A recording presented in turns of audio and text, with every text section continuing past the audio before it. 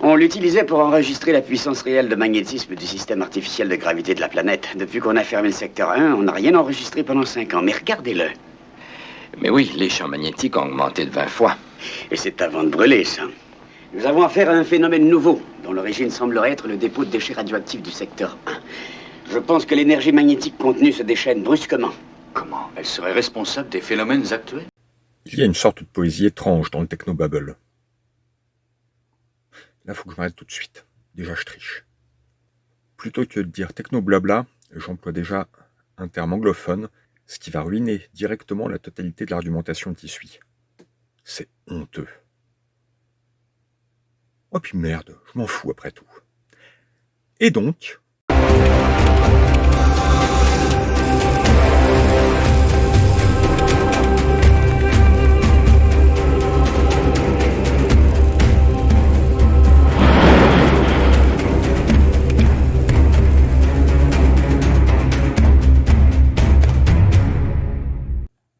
Il y a une sorte de poésie étrange dans le technobabble, ce langage curieux qu'on trouve généralement dans les séries télé de SF et les comics avec savants fous, mes préférés. Langage qui tente de masquer sous des noms ronflants le manque total de connaissances scientifiques des auteurs. Les torpilles à photons, zones négatives, facteurs génétiques X et autres réseaux micellaires universels, sans parler des molécules instables, personne, pas même les fans les plus hardcore, n'est capable d'en donner une explication qui soit à la fois cohérente et qui tiennent vaguement la route sur un plan scientifique. Mais bon, quand un technicien de l'Enterprise dit « les cristaux de dilithium ne sont plus alignés, il faut redescendre en vitesse d'impulsion », on sait que ça chie pour le vaisseau. Et c'est l'essentiel, le dialoguiste a réussi à faire passer le message sans avoir à utiliser des expressions triviales du genre « on est foutu ». Notons que la tuyauterie de l'Enterprise a quelque chose de complètement non fonctionnel. N'est pas Ron Cobb qui veut. Le dialogue entre le répliquant et son créateur dans Blade Runner est un grand moment dramatique. Mais les considérations de génétique qu'il contient sont dramatiques aussi. Si avec un peu de bienveillance et de bonne volonté on peut comprendre les notions brassées, il faut bien reconnaître que sur le plan purement de la façon dont marchent nos petits gènes, c'est du grand n'importe quoi. Dès qu'on creuse, c'est pire. Papy Asimov, avec ses robots à cerveau positronique, fait monter d'un niveau le degré d'émerveillement. Le positron, plus communément appelé positon, c'est l'anti-électron, l'électron positif. Jusque-là, n'importe qui ne dormait pas en cours de chimie de 4e peut suivre. En tant qu'électron d'un genre un peu particulier, il se comporte à peu près comme un électron. On peut donc dire que le cerveau positronique est un genre de cerveau électronique un peu particulier. Jusque-là, pas de problème. Sauf que l'électron positif, il appartient à cette catégorie d'objets physiques qu'on appelle l'antimatière. Et oui, l'antimatière, pour le coup, même si c'est beaucoup employé dans le technobabble, justement, ça existe en vrai et on la produit régulièrement dans des accélérateurs de particules. Il y a même des positrons, en faible proportion, certes, dans le vent solaire. Tout ça pour dire que si les positrons du cerveau des robots sont mis en contact avec de la matière ordinaire, ça risque de déclencher des trucs pas cool, genre explosion avec émission de radiation puissante, ionisante et bien cancérigène. Un truc qu'Asimov n'a jamais exploité dans ses textes.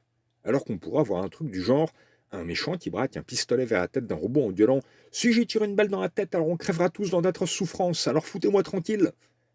On serait quand même moins emmerdé s'il avait doté ces robots d'un cerveau électronique, comme tout le monde. Variante, les hackers de cinéma qui vont passer par le routeur satellite avec un ping masqué pour se connecter au darknet et extraire les données sur un serveur de cloud payé en bitcoin.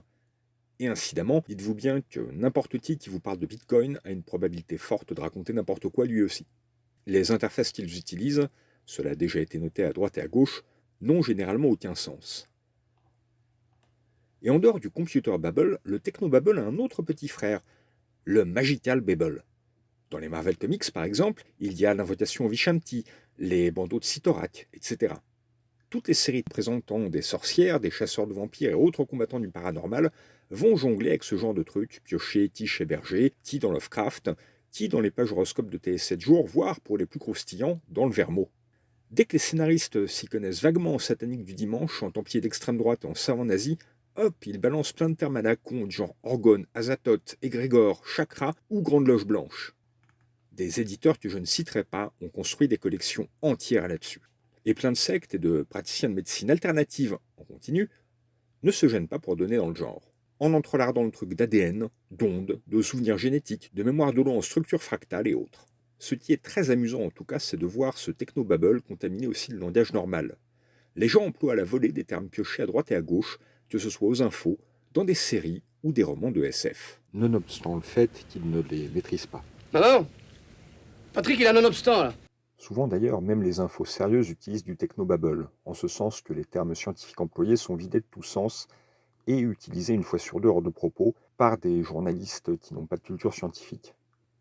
Du coup, ils n'ont pas l'air d'avoir forcément plus de sens que les explications du professeur Bergman dans Cosmos 1999. Quand j'étais gamin, j'admirais ce mec qui savait tout. C'est des années plus tard que j'ai compris l'atroce vérité. Il raconte n'importe quoi, mais genre tout le temps. En tout cas, on s'en rend facilement compte.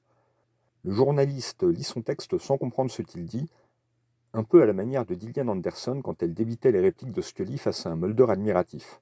J'aime beaucoup Gillian Anderson, mais elle-même reconnaissait qu'elle ne pigeait rien à ses textes, et peut-être que ses scénaristes et traducteurs non plus d'ailleurs. Rendons donc hommage à sa force de conviction quand elle les récitait. Je vais appeler Internet et leur demander de me faxer les numéros de téléphone de toutes ces femmes.